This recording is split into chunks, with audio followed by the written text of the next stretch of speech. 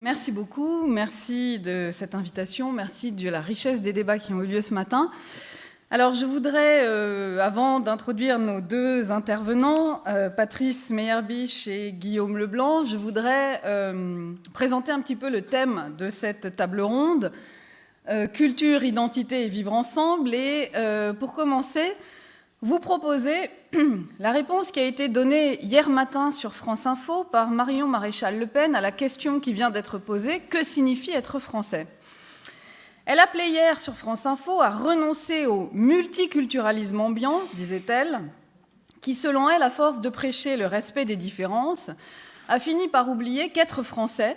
c'est autre chose que simplement obéir à la loi de la République, mais c'est aussi le partage de valeurs et de modes de vie. Et elle entendait par là une langue unique, et on sait que le Front National refuse la reconnaissance des langues minoritaires et régionales, la religion judéo-chrétienne, on vient de le rappeler, mais aussi le mode de vie, et on peut penser là par exemple à ces fameux apéros de quartier saucisson-pinard qui avaient été organisés il y a quelques années dans certains quartiers, excluant de fait de cette collectivité ceux qui ne mangeaient pas de porc. Contre l'intégration, Marion Maréchal-Le Pen prenait l'assimilation. Il faut faire disparaître, dissoudre ou assimiler les minorités culturelles dans une seule culture commune, la culture française, ou du moins celle qu'elle se représente comme étant la culture française. Pourquoi les apéros saucisson-pinard ? Ne seraient-ils pas des apéros vieux rhum à cras de morue ou des goûters thé à la menthe, corne de gazelle ? La France ne se réduit pas à une représentation parcellaire de la métropole française, et son histoire de la colonisation, qu'on peut par ailleurs déplorer, doit nous conduire à reconnaître que si l'on accepte que la France est une histoire, cette histoire a produit un patrimoine culturel extrêmement riche, varié et diversifié. Être français se dit et se manifeste aujourd'hui de multiples manières. Or, le multiculturalisme, qu'elle fustige, correspond en effet à la description d'un certain nombre de programmes de politique publique qui visent à répondre à l'existence, dans nos sociétés contemporaines, d'une diversité de groupes culturels, nationaux, ethniques, religieux.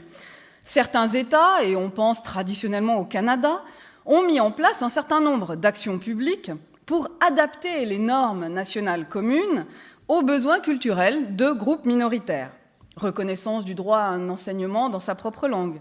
droit d'exemption à certaines règles, par exemple, les Sikhs sont autorisés à conserver leur turban sur les chantiers, droit à bénéficier de menus de substitution dans les cantines scolaires, droit à certains jours fériés qui ne correspondent pas aux jours fériés nationaux, droit à des subventions publiques pour les festivals,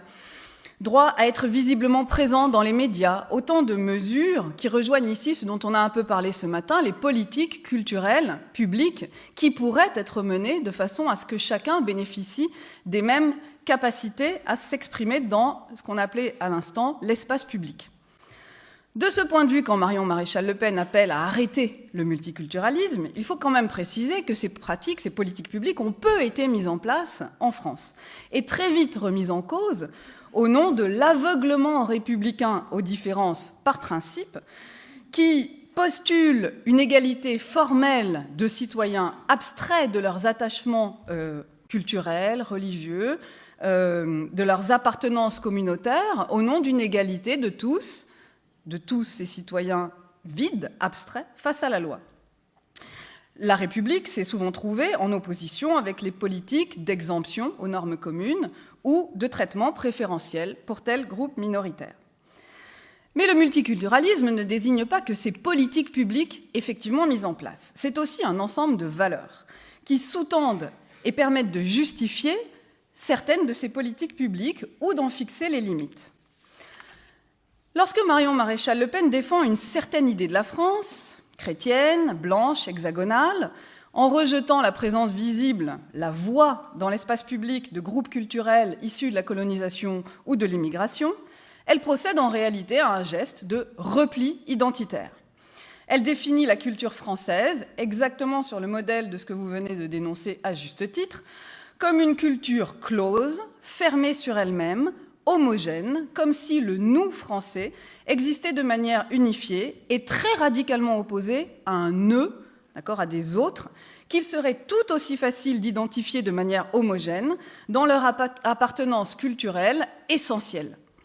Elle défend en réalité un communautarisme des dominants déguisé en un universalisme de la France.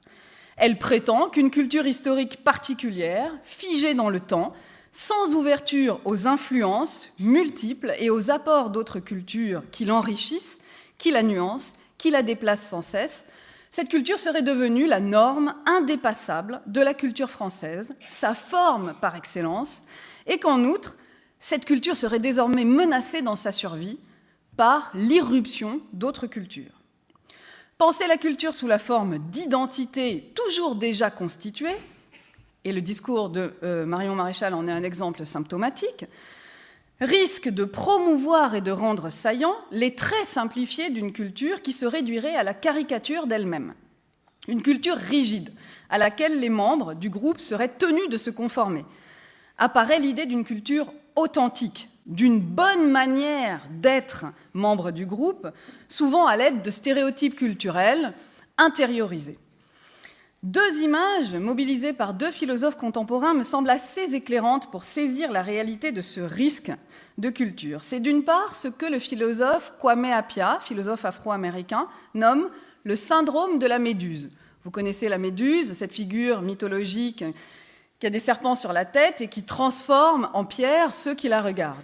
Les discours identitaires ossifient les cultures. Ils emprisonnent les membres des groupes culturels dans ces attentes fossilisées dont ils ne peuvent plus sortir. Une autre philosophe britannique, Anne Phillips, parle, elle, de la camisole de force que représente alors cette culture figée lorsqu'elle est définie comme une identité collective fermée et rigide, qui force ses membres à adopter certaines croyances ou certaines pratiques pour se conformer aux attentes du groupe, refusant aux individus la possibilité de traverser les frontières culturelles, de se définir dans un interculturalisme constant, dans des appartenances plurielles, à cheval entre plusieurs cultures qui, toutes ensemble, forment à des moments différents et dans des relations avec les autres, ce que nous appelons nous-mêmes. Il faut au contraire promouvoir l'idée qu'il faut emprunter des influences culturelles dans des sphères variées pour se définir et se redéfinir sans cesse nous-mêmes avec les autres, à travers les autres. Être français ne se réduit pas à la consommation de baguettes et de camembert. Ce n'est pas la bonne, l'authentique façon d'être français qu'il faudrait défendre contre d'autres inauthentiques manières de l'être. À rebours, et c'est mon dernier point, il faut refuser cette dimension identitaire de la culture, mais penser plutôt la culture comme l'ensemble des contextes de choix que nous avons tous pour nous définir. La culture, c'est cet ensemble d'horizons ou de conditions pour que nous puissions déterminer nos projets de vie de manière autonome. Il n'y a pas la culture, mais bien les cultures, et il n'existe que des cultures plurielles, mouvantes, qui se forment et se font et se défont dans des relations entre des groupes qui ne sont jamais préconstitués et dont les membres sont toujours au cœur de ces mouvements culturels. Il importe à ce titre, quoi qu'en pensent un certain nombre d'hommes et de femmes politiques, de reconnaître la pluralité des cultures présentes en France, de longue ou de moins longue date. Il importe de défendre un multiculturalisme, c'est-à-dire les valeurs du multiculturalisme, véritablement reconnaissant des différences culturelles et promoteur d'un vivre ensemble respectueux des différences. Je terminerai sur ce concept central de respect, que j'entends ici comme l'égale considération de l'autre comme autre, c'est-à-dire comme une personne que nous devons toujours prendre en compte en tant que personne lorsque nous agissons dans l'espace public, mais également dans l'espace privé, de manière morale.